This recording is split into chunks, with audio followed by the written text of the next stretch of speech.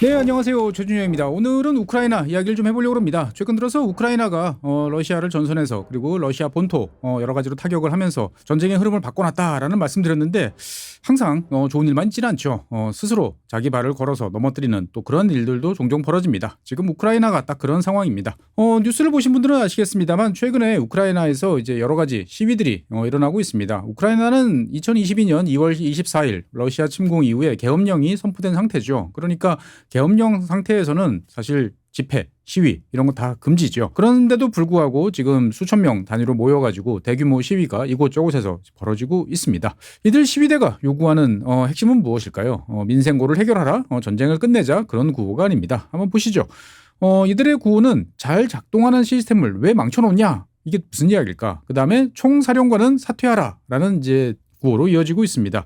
즉 최근에 해임된 이제 국방장관 페도로프 국방장관 해임에 반대하는 이제 시위입니다.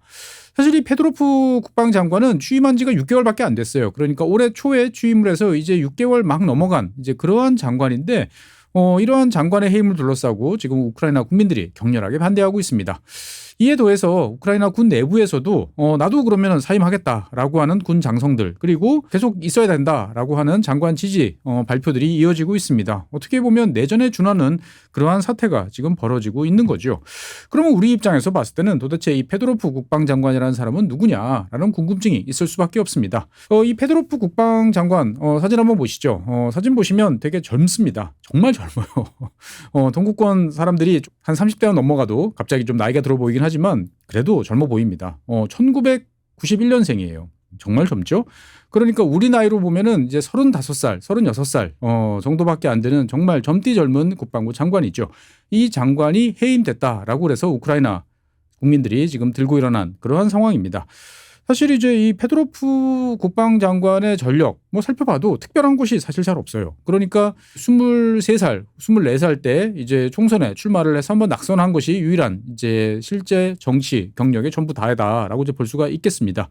하지만 이제 여러 가지 활동들을 하다가 2019년에 이제 젤렌스키 대통령이 취임한 이후에 이제 고문 자격으로 어떻게 보면 정확한 표현은 이제 자문 뭐 이런 식으로 이제 일단은 뭔가 정치권에 발을 들여놓게 됩니다. 그리고 2019년 8월 그러니까 지금으로부터 몇 년 전입니까? 7년 전이죠. 그러니까 그때는 이제 20대 장관으로서 이제 디지털 전환부 장관에 취임을 합니다. 우리로 따지면은 이제 정보통신과 관련된 업무를 담당하는 이제 그러한 부처다라고 이제 볼 수가 있는데 이 부처의 핵심은 우리나라로 따지면 전자정부와 관련돼 있는 즉 인터넷으로 국가의 서비스를 국민들에게 제공해 줄 수 있는 이러한 역할을 하는 그러한 업무를 해보는 이제 그러한 부서다라고 말씀드리겠습니다. 그래서 이제 페도로프는 이제 2019년 취임한 이후에 스마트폰 속 국가라는 프로젝트를 진두지휘하게 됩니다.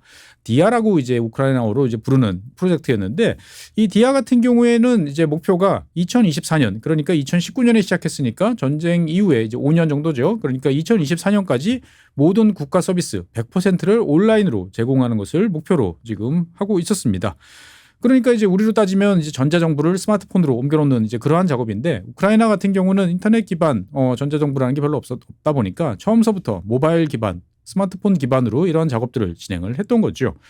전쟁이 한창 진행 중이던 이제 2022년 이후에도 계속 이 프로젝트는 진행이 됐습니다. 그래서 우크라이나가 어떻게 보면은 국가로서 전쟁을 치르면서도 여러 가지 역할을 할 수 있고 기능을 유지할 수 있는데 이 디아라고 하는 우리로 따지면 전자정부가 큰 기여를 했다라는 평가가 나오고 있죠. 그러니까 국민들은 전쟁 와중에도 내가 필요로 하는 여러 가지 서비스를 스마트폰을 꺼내가지고 이것을 요청을 할 수가 있고 또 정부 입장에서 봤을 때도 국민들의 요구를 이런 디아를 통해서 파악을 하고 또 필요한 뭐 보조금이라든지 여러 가지 지원을 아쉬운 대로 제공을 해줄 수 있는 그러한 역할을 하는 어떻게 보면은 우크라이나라는 나라를 떠받치는 하나의 기둥을 만들었다라고 이제 볼 수가 있겠죠. 그러니까 이제 어떻게 보면은 국가 내부적으로 봤을 때 젊은 친구가 여러 가지 역할을 했다라고 볼 수가 있습니다. 20대. 그러니까 정말 참 대단하다는 생각이 듭니다. 그런데 이제 이 친구가 어떻게 국방장관이 됐냐라는 점을 한번 살펴보죠. 사실 이제 원래 업무가 디지털 관련 업무다 보니까 이제 글로벌하게 여러 사람들을 접촉을 하고 네트워크를 만들고 인맥을 형성을 하고 있었습니다. 그런데 이제 2022년 2월 달에 전쟁이 터지자마자 페도로프는 이제 일론 머스크한테 X로 그때는 그 당시에는 이제 트위터였나요? 장관 X로 스타링크를 우크라이나에 제공해달라라고 요청을 하게 됐습니다. 그러니까 어떻게 보면 지금 이 상황에서 무엇이 가장 필요한지를 어떻게 보면 디지털 전문가로서 가장 빠르게 파악을 했던 거죠. 그리고 여러분들 잘 아시는 것처럼 일론 머스크가 여기에 대해서 OK를 하면서 우크라이나는 스타링크에 기반한 여러 가지 체제를 유지하면서 인터넷을 잘 활용할 수 있는 그러한 역량을 이제 보유하게 됐던 거죠. 그리고 그 이후에도 러시아가 이제 전자전, 특히 이제 사이버전과 관련돼서 여러 가지 이제 공세를 이제 퍼붓자 이것을 대응하기 위한 역할을 또 맡게 됩니다. 그래서 이제 당연히 국가 역량으로만 가지고는 이제 한계가 있다 보니까 민간 여러 가지 민간인들 그리고 기업 총동원 해가지고 러시아와 사이버전을 이제 치르는 이러한 데 있어서도 핵심적인 역할을 담당하게 됩니다. 당연히 이제 이러한 활동들을 통해서 더욱더 자신의 역량을 이제 과시를 하게 되니까 2023년 3월에는 교육 및 과학부총리로 취임을 하게 됩니다. 그러니까 우리나라 같은 경우에도 과학부총리가 있죠. 그래서 한 단계 이제 승진을 했다라고 이제 볼 수가 있는데 어쨌든 자신의 역할, 역량 이런 것들을 잘 추진을 해왔을 뿐만 아니고 부패에 찌들지 않는 사실 우크라이나는 이제 부패 때문에 여러 가지 말이 많은 이제 그러한 나라였는데 페도로프는 부패와는 거리가 멀다라는 이제 인식을 심어주기도 했었습니다. 그러다 나중에 이제 작년이죠. 2025년에 젤렌스키 대통령의 이제 비서실장이 갑작스럽게 사임하는 일이 벌어집니다.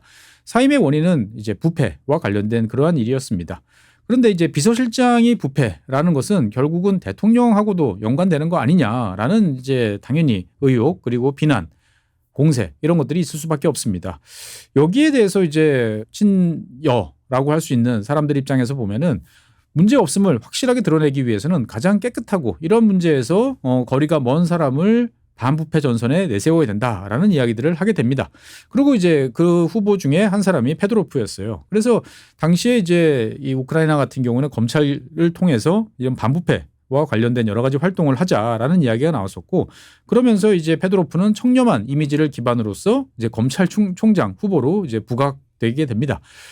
하지만 이제 젤렌스키 대통령 입장에서 봤을 때는 이 페도로프라는 친구 젊죠. 그다음에 청렴하죠. 그다음에 여러 가지 역량을 발휘하죠. 능력 좋습니다. 그리고 글로벌한 인맥도 좋아요. 상당히 이제 부담스러웠던 것 같습니다. 그래서 이 페도로프라는 사람을 이제 약간 한켠으로 그러면서도 좀 상당히 부담스러운 업무를 이제 부여를 하게 됩니다. 그것이 바로 국방장관이었습니다.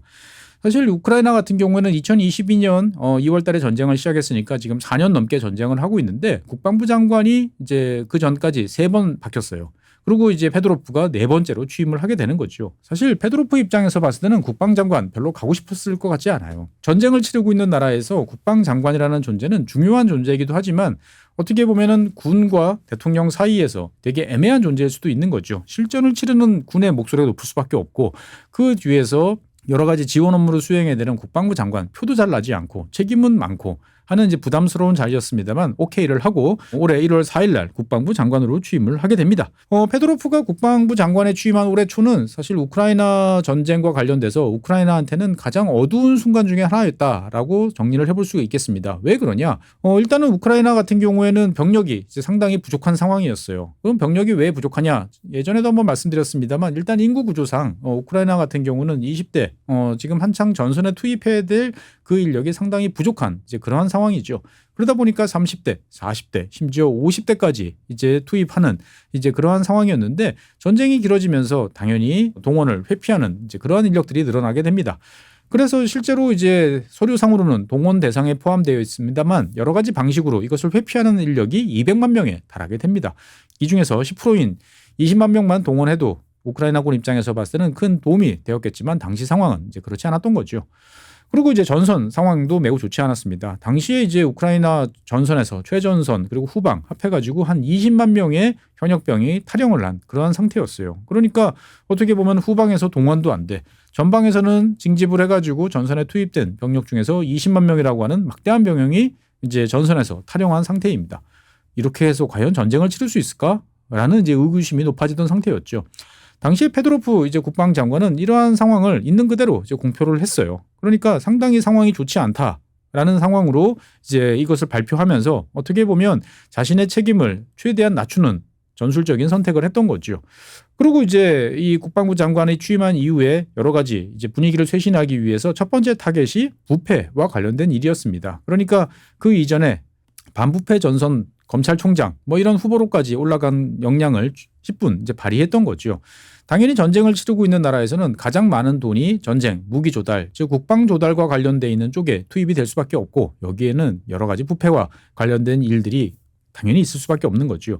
그래서 이제 이 페도로프는 취임하자마자 악명 높았던 여러 가지 부패와 관련된 인사들을 바로 쳐내는데 성공을 합니다.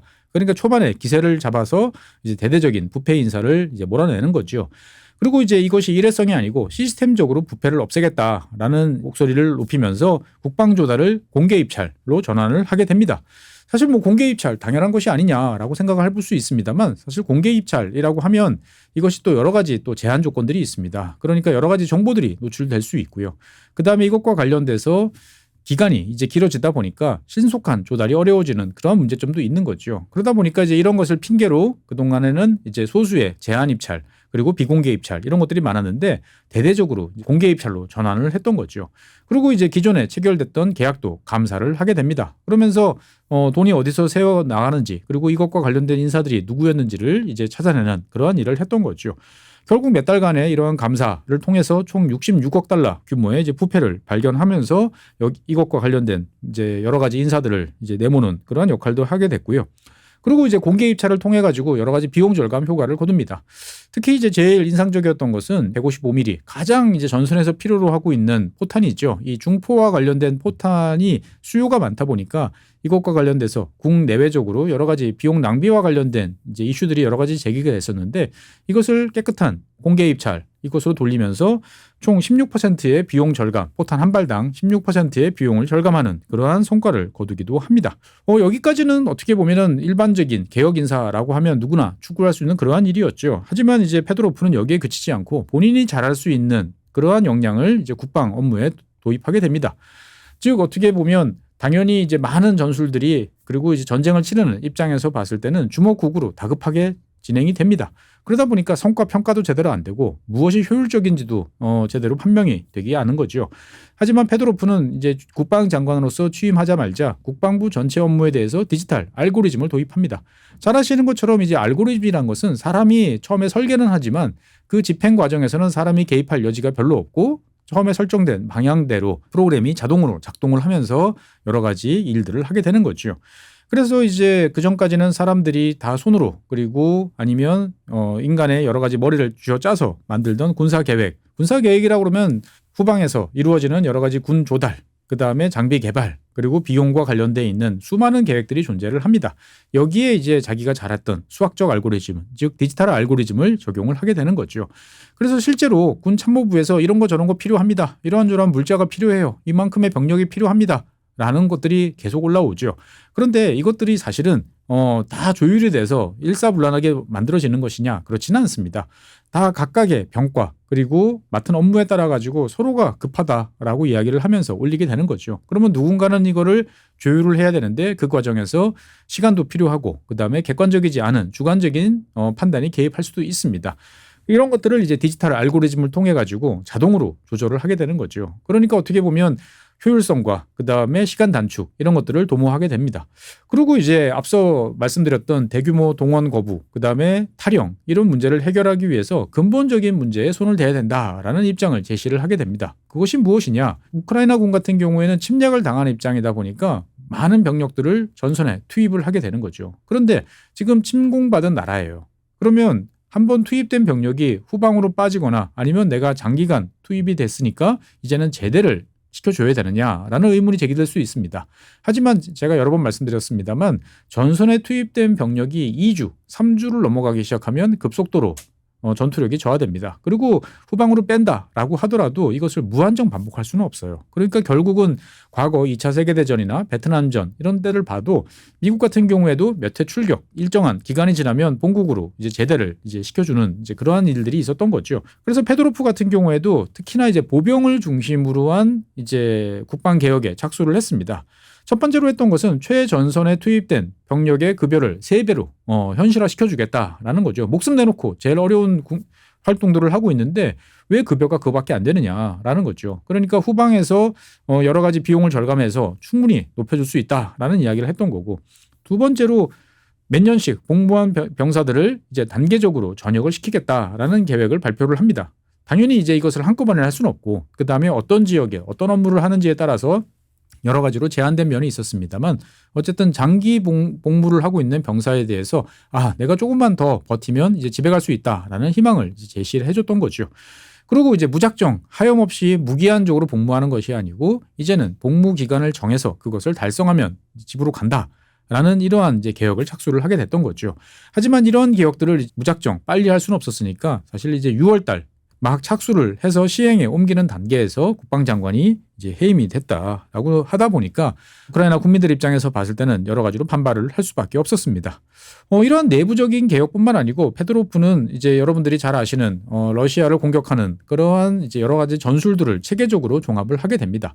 그러니까 이제 이것들을 중구난방으로 이루어지고 개별 전선에서 개별 군 차원에서 이루어지던 여러 가지 활동들을 정리하고 체계화시키고 그리고 이것을 하나의 국방 전략 그리고 교리로 정착시키는 데 성공을 하게 됩니다. 우리는 어떻게 보면 전선에서 용감히 싸우는 게 되게 중요하다라고 생각이 되어집니다. 후방에 있는 사람들은 도대체 뭐 하느냐라는 생각을 하는 경우들이 많습니다만 실제로 효과적인 전략을 세우고 여기에 따라 자원을 배분하고 그리고 여기에 따라서 우선순위를 매기는 것은 어떻게 보면 전쟁을 치르는 입장에서 가장 중요하다라고 저는 생각을 합니다. 그래서 이것을 에어 랜드, 이코노미 세 개의 전략으로 이제 기결하게 됩니다. 즉 제일 중요한 것은 일단은 방어하는 거죠. 우크라이나에 쏟아져 들어오는 무인기, 탄도미사일 이런 것들을 요격을 해서 전쟁을 수행할 능력을 계속 지키고 우크라이나 국민들을 보호하는 게 첫 번이죠. 그래서 영공방어 첫 번째. 두 번째, 전선에서의 어떤 러시아군의 공세를 효과적으로 막는 적 지상군 억제, 랜드죠. 그다음에 세 번째, 이코노미입니다. 러시아 경제를 타격을 줘서 러시아의 전쟁 수행 능력을 막겠다라는 어떻게 보면 너무나 당연하지만 한창 급박하게 전쟁을 치르는 상황에서 이것을 체계적으로 정리를 해낸 거죠. 그러면서 이것을 어떻게 할 것이냐라는 거에 대해서 참 가슴 뭉클한 정말 참 맞는 말을 잘합니다. 사람보다 기술이 먼저 싸워야 된다. 사람을 갈아 넣는 게 아니고 기술을 통해서 이 전쟁을 치러야 된다라는 거죠.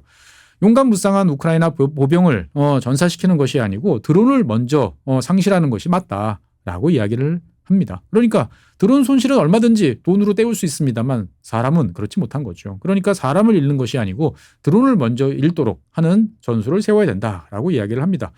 그와 더불어서 캐캐묵은 전술이 아니고 새로운 전술들, 기술 개발 여기에 대해서 역점을 두게 됩니다.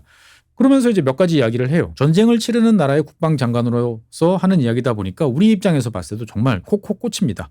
매년 매 1년마다 전선에서 드론 기술은 20배, 30배씩 진화한다는 거죠. 그러니까 이것을 뒤에서 후방에서 한가하게 계획 세우고 그다음에 시험 평가해보고 적용해보고 발주 넣고 전선에 투입하는 이런 방식으로 안 된다는 거죠. 전선에서 이것을 필요로 하는 것이 무엇인지를 실시간으로 파악을 하고 이것을 조달할 수 있도록 수단을 쥐어짜야 되고 그다음에 전선에서는 이것을 효과적으로 운용을 할 수 있고 개조하고 할 수 있는 능력을 갖춰야 된다라고 이야기를 하는 거죠. 그러면서 이야기를 합니다. 전쟁 양상은 분기마다 그러니까 서너 달마다 극적으로 변화한다. 그러니까 유연한 전술을 갖추고 전선에서 필요로 하는 것들을 공급해주고 여기에 맞춰서 창의력을 발휘해야 된다라는 이야기죠. 대한민국 입장에서 봤을 때 정말 구구절절 맞는 이야기다라는 생각이 많이 듭니다.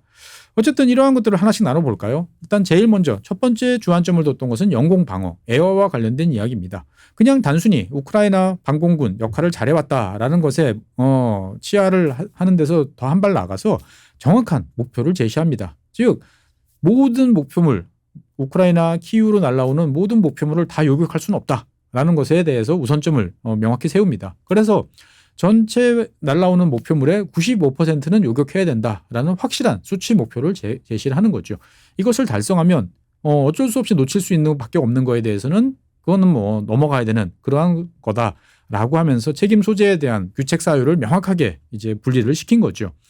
그리고 어떻게 95%를 요격할 것이냐에 대해서 한정된 자원, 한정된 재원 이런 것들을 충분히 고려를 해서 민간 역량을 총동원하는 거죠. 그러니까 다양한 아이디어가 있고 다양한 방공 역량들이 존재를 하는데 이것들을 어떻게 더 효과적인지를 한번 종합적으로 맞춰보자라는 실험적 방공 프로젝트를 다양하게 진행을 합니다. 당연히 이 과정에서 민간 기업, 개인, 여러 가지 조직들 등등 해가지고 30개 이상의 조직들이 참여를 합니다. 사실 이러한 이제 민간 조직들은 그동안에 불만이 많았어요. 소규모로 자신들의 역량을 보여주고 그다음에 실제로 그 결과들을 제시를 해줬는데 빽이 없다는 이유로 그다음에 이것이 뭔가 너무나 실험적이라는 이유로 그동안에 우크라이나 군이 공식적으로 채택하지 않았던 거에 대해서 불만이 많았던 거죠. 그런데 이것들을 다 끌어들여 가지고 제대로 한번 평가해보고 실제로 장점이 뭔지 약점이 뭔지 그다음에 A라는 기술하고 D라는 기술하고 합치면 어떤 결과가 나올지와 관련돼 있는 일들을 했던 거죠. 그러면서 이제 그 전까지는 요격이 상당히 어려웠던 제트 추진 샤헤드. 이란이 제공했던 샤헤드는 원래 이제 프로펠러 피스톤 엔진으로 추진했던 그런 방식인데 러시아가 이것을 제트 추진으로 하면서 시속 400km까지 속도가 올라가면서 요격이 상당히 어려워졌는데 이 제트 추진 샤헤드를 성공적으로 요격을 하게 됩니다. 그리고 이제 비싼 패트리어트라든지 서방이 제공해준 미사일이 아니고 저렴한 미사일 그리고 요격 드론 이런 것들을 개발하고 실전 배치하는데 성공을 하게 됩니다. 그러니까 이제 다양한 무기를 개발하는 것뿐만 아니고 이것을 대량으로 생산하고 그리고 무엇보다도 전선에서 필요한 역량을 갖췄는지 확인한 다음에 신속하게 전선에 배치할 수 있는 이러한 체계를 갖춘 거죠. 어떻게 보면 국방부 장관으로서 가장 해야 될 일들을 너무나 잘했다라고 저는 생각을 합니다. 그러면서 모든 것을 막아낼 수 없다라고 생각하면 또 방어도 중요하죠. 그래서 이제 이 방어의 핵심을 설정을 하게 됩니다. 즉 우크라이나군 최전선으로 가는 물류 이 루트를 보호해야 된다. 어떻게? 그동안에 여러 가지를 해봤는데 가장 효과적인 것은 뭐라고 그랬죠? 어망이라고 그랬죠.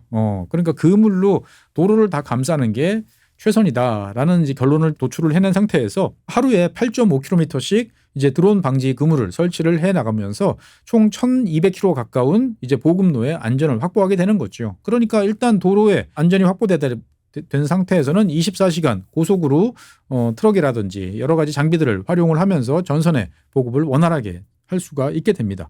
당연히 전투 역량이 올라갈 수밖에 없는 거죠.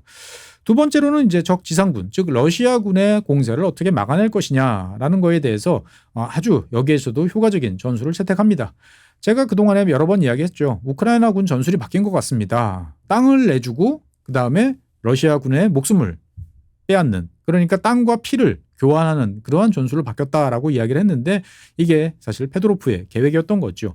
즉 러시아군이 1km 전진을 할 수는 있어. 그러면 그 1km에 대해서 최소한 200명의 목숨은 빼앗아 오도록 해야 된다. 그러니까 어떻게 보면 땅을 내주고 상대방의 피를 얻어내는 그러한 전술로 여러 가지 전술을 바꾼 거죠. 이와 동시에 이제 러시아군이 활용하고 있던 스타링크 서비스를 중단을 시키게 됩니다. 사실 이거에 대해서 뭘 어떻게 해야 되는지 여러 가지로 감을 못 잡고 있었는데 명확하게 이 페도로프가 우선순위를 지정을 한 거죠. 즉 일론 머스크에 대해서 이것을 요구를 하는데 그냥 해주세요라고 이야기를 하지 않습니다. 그럼 어떻게 해야 되느냐? 이 스타링크를 통해서 유도되는 러시아의 드론들이 우크라이나의 민간인들 그리고 민간 시설들을 타격을 해서 사람을 죽이고 파괴하는 모습들을 보여줍니다.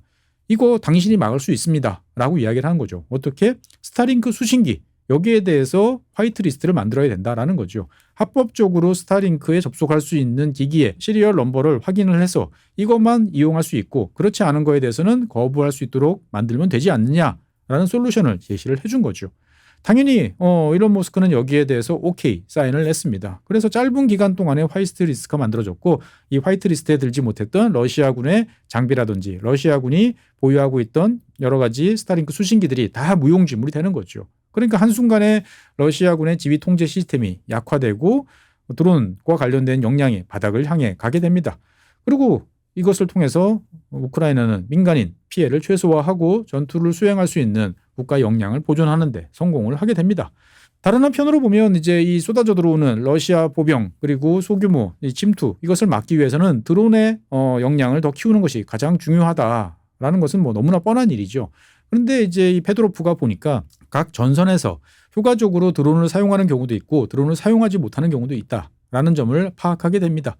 그리고 드론을 공세적으로 사용하기 위해서는 보다 치밀한 전략적 차원이 필요한데 이런 것들이 통제되지 않는다라는 결론을 내린 거죠. 그럼 어떻게 할 것이냐?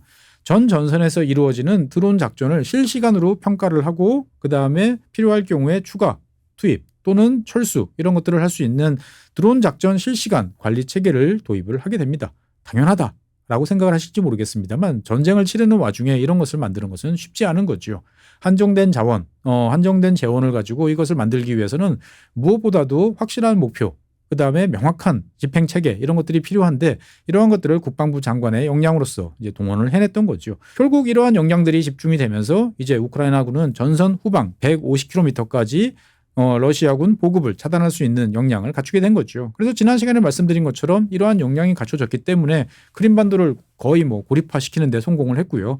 그다음에 러시아 본토를 타격을 할 여력들을 확보를 하게 된 거죠. 그러니까 전선에서 어떻게 보면은 우크라이나군이 가지고 있던 드론 역량이 효과적으로 운영이 되면서 뭔가 잉여가 발생을 할 수밖에 없는 거죠. 그러니까 그러한 잉여의 역량을 가지고 추가적인 공세를 취할 수 있는 그러한 상황을 만들어냈다라고 이제 볼 수가 있겠습니다. 이러한 이제 지상군과 관련되어 있는 역량 강화와 더불어서 페도로프는 이제 군 행정 개혁에도 박차를 가합니다. 그래서 과거에 보다 어떻게 훨씬 더 빠른 그러한 이제 드론 조달 능력을 갖췄느냐에 대한 비밀은 이제 공개 경쟁 입찰인 거죠. 그러니까 군이 요구하는 ROC만 맞추면 누가 됐던 성능과 비용만 맞추면 누구든 오케이라는 이 공개 경쟁 입찰을 통해 가지고 단기간 내 50만 대 이상의 드론을 확보를 하게 됩니다. 나도 이제는 백이 없어도 내가 검증만 되고 생산 역량만 갖추면 나도 돈을 벌 수 있네라고 생각을 하니까 너도 나도 뛰어들게 되는 거죠. 그러다 보니까 이제 우크라이나군이 보유하고 있는 드론이 이제 1년에 생산 역량이 400만 대, 500만 대 이렇게까지 이르게 되는 거죠. 다른 한편으로 보면 이제 그동안에는 백이 없어서 역할을 못하고 있던 전문가들을 2,000명 이상 객관적 역량 평가를 통해서 적재적소에 배치를 하게 됩니다. 그리고 이제 종이로 기반해서 보고했던 모든 것을 없애고 스마트폰이라든지 인터넷을 통해서 업무 보고 그리고 자동으로 필요한 것들이 확인되는 체계를 갖추게 되는 거죠. 그리고 이제 이러한 역량들을 통해서 최전선에 있던 병력들이 가장 간절하게 바라던 보급 역량을 확보를 하게 됩니다. 즉 그전에는 전선에서 필요하다라는 것들이 이것을 이제 받아서 후방에서 보고서로 작성을 해서 서류를 올리고 하면서 이것들을 창고에서 있는지 없는지 재고를 확인해서 재고가 있으면 끄집어내서 이제 전선으로 배송하는 이제 그러한 작업들을 했던 거죠. 대한민국도 사실 여기에서 크게 벗어나진 못하고 있는 것 같습니다. 물론 최근 들어서는 이것을 많이 디지털로 전환해서 빠르게 하고는 있습니다만 우크라이나 같은 경우에는 이것을 모두 다 디지털로 보급을 하는데 성공을 하게 됩니다. 그래서 명확한 목표를 제시한 거죠. 전선에서 요구가 나오면 무조건 24시간 내에 최전선까지 가게 된다. 만들어야 된다라는 거죠. 즉 창고에서 최전선까지 그전까지 걸리던 시간의 3분의 1, 4분의 1 이런 식으로 만들게 됩니다. 그리고 실제로 이제 전선에서 정말 긴급하게 필요한 의약품이라든지 이런 것들은 드론을 통해서 수송을 하게 됩니다. 그래서 우크라이나의 드론은 단순하게 이제 상대방을 공격하거나 정찰이 아니고 이제는 규모가 점점 커집니다. 그래서 필요할 경우에 보면은 여러 가지 통신 장비라든지 이런 것들을 운송하는 것은 넘어서 이제는 부상병 수송까지도 약간 무리지만 할 수 있는 그러한 단계로 가게 되는 거죠. 그리고 전선에서 잘 역량을 쌓은 이러한 군인들, 특히나 성과가 좋은 부대에 대해서는 포인트를 지급을 하게 됩니다. 그럼 이 포인트로 무엇을 하느냐? 자기들이 필요한 물건을 골라가지고 핸드폰으로 골라가지고 이 포인트로 주문을 하는 거죠. 그러니까 일반적인 총기라든지 포탄 이런 것들은 이제 정식 보급 루트로 가는 거지만 내가 당장 필요한 여러 가지 드론이라든지 신기술이라든지 이런 것들을 써보고 싶은 전선에 있는 부대에서는 이런 것들을 활용할 수 있는 거죠. 포인트로 신기술을 구매하고 신장비를 구매해서 쓸 수 있도록 하면서 더 빠른 피드백까지 만들어내게 되는 거죠. 참 정말 대단한 역량이다라고 볼 수가 있습니다. 다른 한편으로 보면 잘 아시는 것처럼 러시아 경제를 타격하는 데도 집중을 하게 되는 거죠. 즉 전쟁은 돈이다라는 명확한 이제 생각을 하고 돈줄을 재면 전쟁에서 승리할 수 있다라는 단순 명료한 명제를 이제 실천에 옮기는 거죠. 그래서 최우선 타격 목표가 군사시설과 더불어서 석유 수출 터미널이라는 방어하기 매우 곤란한 하지만 일단 타격을 하고 나면 상대방한테는 뼈아픈 시설을 이제 공격 제1순위로 올리게 되는 거죠. 그리고 이제 사이드 이펙트로 러시아 국민들에게 전쟁이라는 것이 내 옆에 다가왔다라는 공포감을 전달하면서 러시아의 전쟁 수행 능력을 좀먹는 데도 성공을 하게 됩니다. 그리고 이걸 위해서 정유시설을 타격하고 그리고 크림반도를 중심으로 한 이제 해상 물류를 방해하는 데도 집중하게 됩니다. 그래서 이 페도로프의 여러 가지 전술들은 보시면 아시겠습니다만 드론 그리고 거의 껍데기만 남아있던 우크라이나군 해군 그러니까 어떻게 보면 전제 조건이 없는 말 그대로 이제 프리하게 움직일 수 있는 이러한 존재들과 더불어서 많은 성과를 냈다라고 이제 볼 수가 있겠습니다. 그리고 이제 우크라이나군이 간절히 필요하던 많은 것들을 받기 위해서는 미국 그리고 유럽 즉 서방과의 협력이 필요했어요. 그런데 지난 몇 년 동안 서방에서 많은 지원을 해줬습니다만 서방은 서방대로 우크라이나는 우크라이나대로 여러 가지 불만이 많았어요. 서방은 우크라이나가 우리가 지원해 준 것을 제대로 써먹지 못한다라는 불만 우리가 도와준 돈이 그리고 장비가 어디로 갔는지 모르겠다라는 여러 가지 불만이 많았던 거죠. 우크라이나 입장에서 봤을 때는 도대체 도와준다고 그러는데 도대체 내가 필요한 도움은 어디서 받아야 되는지 모르겠다라고 하는 여러 가지 불만들이 많았습니다. 이러한 것들을 페도로프는 이제 효과적으로 조직을 해내는 거죠. 즉 급한 불은 끈 상태에서 우크라이나가 가장 필요한 그리고 나토도 미래에 필요한 것이 뭐냐라는 미래전에 대비한 여러 가지 전쟁 기술 그리고 장비 이런 것들 아니냐라고 하면서 협력과 관련된 포인트를 매우 좁힌 거죠. 그러니까 기존에 나름대로 돌아가던 것은 돌아가도록 그리고 미래전과 관련돼서 서로가 역량을 합해서 뭔가를 해볼 수 있는 일이라는 것은 성과가 나야 기분이 좋습니다. 유럽 입장에서 봤을 때도 우크라이나군을 도왔는데 우리한테 도움이 돼. 라는 새로운 장비, 신기술 이런 것들이 눈앞에 보이는 걸 원하는 거죠. 그래서 페도로프는 그전까지는 우크라이나군 그리고 우크라이나 국내 자본만 허용이 되던 방위산업에 외국인 직접 투자를 이제 허용을 하는 여러 가지 정책들을 밀어붙입니다. 그리고 이제 우크라이나와 나토가 공동으로 새로운 장비를 만들어냅니다. 그리고 이 장비는 무조건 전제 조건이 있어요. 만들어내면 일단 전선에 투입된다. 그래서 그 피드백을 보여준다라는 거죠. 그러니까 이제 나토 입장에서 봤을 때도 이거면은 내가 당연히 안 할 이유가 없는 거죠.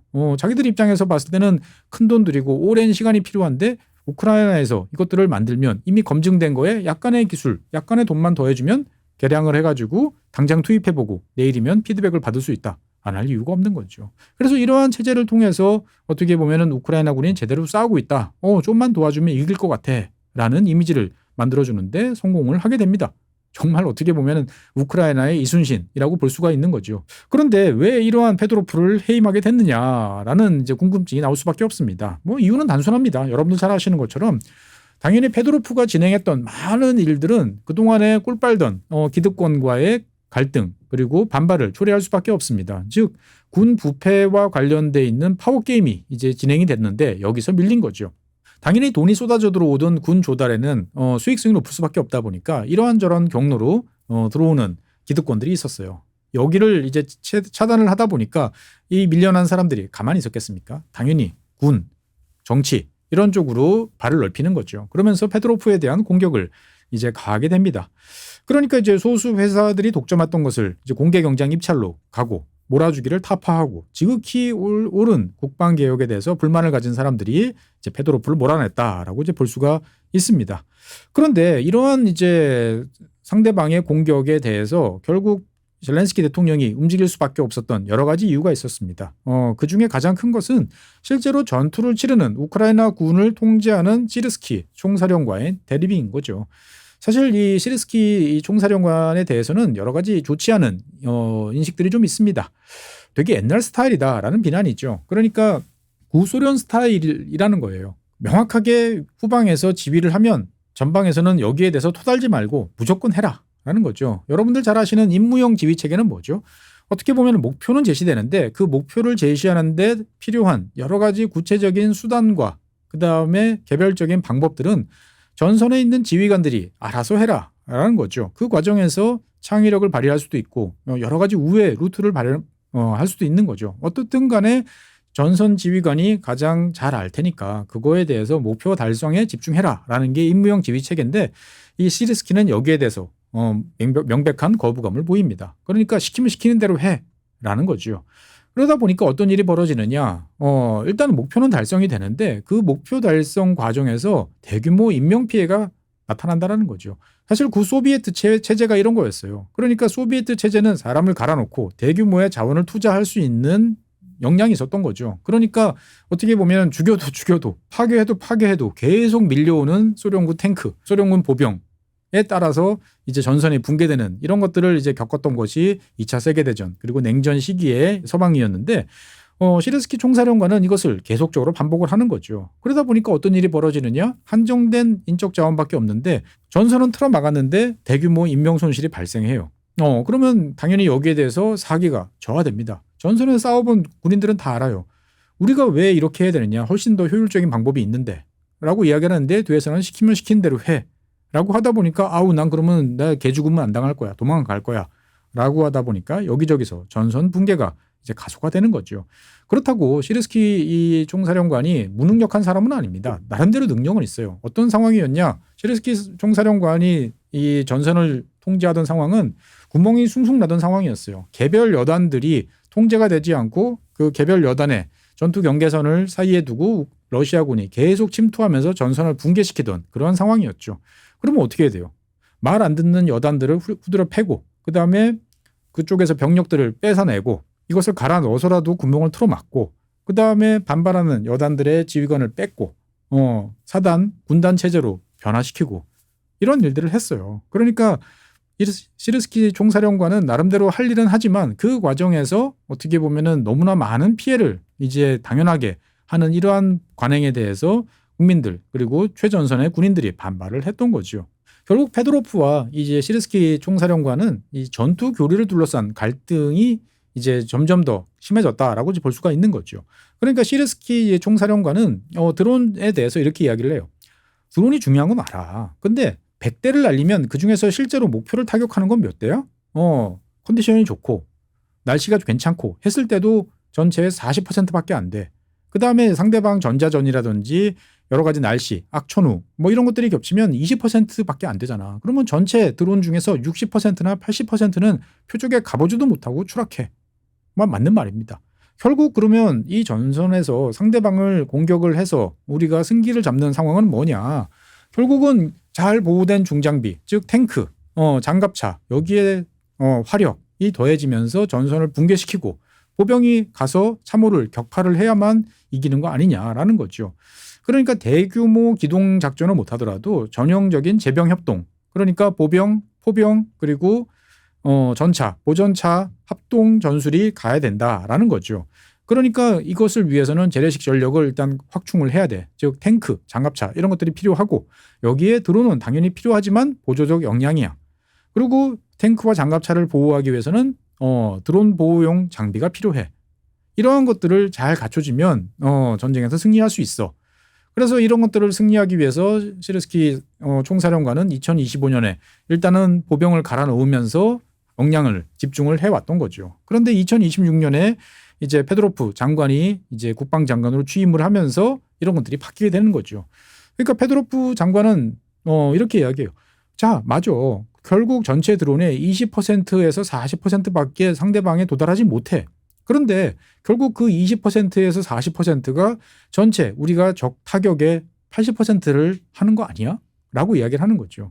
맞는 말입니다. 그러니까 뭘 볼 거냐에 따른 거죠. 그래서 페도로프는 어차피 이 우크라이나 전쟁이라는 것은 옛날식으로 해서는 안 된다라는 걸 우리 4년 동안 경험했잖냐. 그럼 미래전으로 가야 돼. 그럼 미래전은 드론 그리고 지상 장비도 이제 무인으로 가는. 그래서 무인 공격 차량. 그래서 요즘에 우크라이나 전선에서는 무인 차량들이 러시아 전선 또는 러시아 방어진지를 공격하는 모습들이 종종 나옵니다. 그러니까 드론이 관제하고 드론이 목표물을 지정하면 무인 차량이 공격하는 이러한 형태인 거죠. 그래서 적이 몰려올 때는 우리 보병이 동원되는 게 아니고 무인 차량들이 나가서 적을 막아내고 적 방어선에도 무인 차량이 먼저 들어가서 공격을 한다라는 거죠. 그래서 적의 전투 수행 능력을 최대한 낮춘 상태에서 마지막 정리하는 단계에서 잘 보호된 보병이 투입되는 것이 맞다. 그러면 뭐가 제일 중요해? 더 많은 드론이 최우선이다라고 이야기를 하는 거죠. 그러니까 더 많은 드론. 그래서 지금 6개월 동안에 수백만 대의 드론을 생산할 수 있는 역량을 갖췄다. 그럼 이제 뭐 해야 되느냐? 포병이다. 그런데 이 포병은 옛날식으로 마구잡이로 쏘는 것이 아니고 잘 통제되는 디지털로 통제되는 드론과 일체화된 포병을 이제부터 갖추면 된다라고 이야기하는 거죠. 여러분들은 뭐가 더 맞는 것 같습니까? 우리나라의 답은 정해져 있는 거죠. 결국 이러한 과정에서 국방부와 군의 대립이 심화됩니다. 그래서 젤렌스키 대통령이 양쪽을 화해시키려고 여러 번 노력을 했습니다만 안 되는 거예요. 그러니까 군은 국방부가 제대로 된 정보를 제공해주지 않아서 오히려 군 작전을 저해하고 있다. 우리의 활동을 막고 있다라고 불평을 이제 이야기를 하면 국방부는 이야기를 합니다. 아니 우리가 준 정보도 제대로 쓰지 못하지 않냐. 지금 봐라. 라고 또 거기에 대해서 객관화된 자료를 들이미는 거죠. 그러니까 젤렌스키 대통령 입장에서 봤을 때는 상당히 이제 곤혹스러운 상황이었고 특히나 이 젤렌스키 대통령 같은 경우에는 이 페도로프 국방장관이 점점 부담스러워집니다. 그러니까 이제 젊은 사람이잖아요. 35살입니다. 그러니까 어떻게 보면은 결국 전쟁은 끝나고 이 전쟁에서 누가 이 전쟁을 승리로 이끌었느냐에 대해서 이제 논공행상을 해야 돼요. 그러면 과거에 공과 잘못을 다 있는 사람하고 잘못은 별로 없고 상대적으로 공이 큰 젊은 국방장관한테 시선이 갈 수밖에 없는 거죠. 그러니까 젤렌스키 대통령은 결국 양쪽 다 해임을 추구를 하게 됩니다. 하지만 군 그리고 이 군과 결탁된 여러 가지 기득권들이 이 시르스키 총사령관의 해임을 결사 반대하는 거죠. 그러다 보니까 젤렌스키 대통령 입장에서 봤을 때는 일단 페도로프를 먼저 해임하는 이제 그러한 상황이 된 거죠. 즉 젤렌스키 대통령 입장에서 봤을 때는 장관 먼저 해임하고 그다음에 총사령관 해임하고 이런 식으로 갈 거야라고 생각을 했는데 이게 잘 되지 않았던 거죠. 하지만 젤렌스키 대통령도 페도로프 대통령에 대해서 나름대로 합리적인 불만이 있었어요. 무슨 불만이냐? 국방부가 추진하는 여러 정책 잘하고 맞는 것도 맞고 페도로프 장관이 잘하고 있는 것도 좋은데 내가 당신을 국방장관 시킨 가장 핵심은 뭐냐? 지금 동원 체제를 개혁하라는 거 아니냐. 그러니까 지금 도망간 200만 명 어떻게 잡아들이고 전선에서 탈영한 20만 명 전선으로 복구시키고 여러 가지 동원 체계 개혁을 잘 해야 되는데 이건 인기가 없을 수밖에 없는데 이건 안 하고 자기한테 인기 있는 정책만 맨날 X에서 떠들고 있지 않냐라는 게 대통령의 이제 불만이기도 했습니다. 어쨌든 이제 국방부 장관은 해임이 됐습니다만 갈등은 이제 현재 진행형인 거죠. 즉 페도로프 장관은 이제 X를 통해 가지고 자신의 성과를 이야기를 합니다. 되게 길어요. 한 40가지 정도 되는 것들을 이야기를 합니다.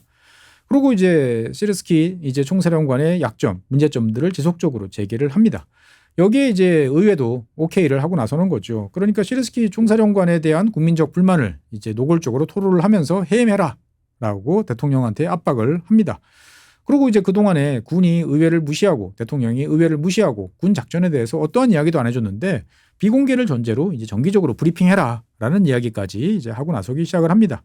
결국 이 문제의 해결은 우크라이나 내부뿐만 아니고 이제 미국이 여기에 대해서 어떻게 반응할 것인가에 따라 달려 있다라고 볼 수가 있겠습니다.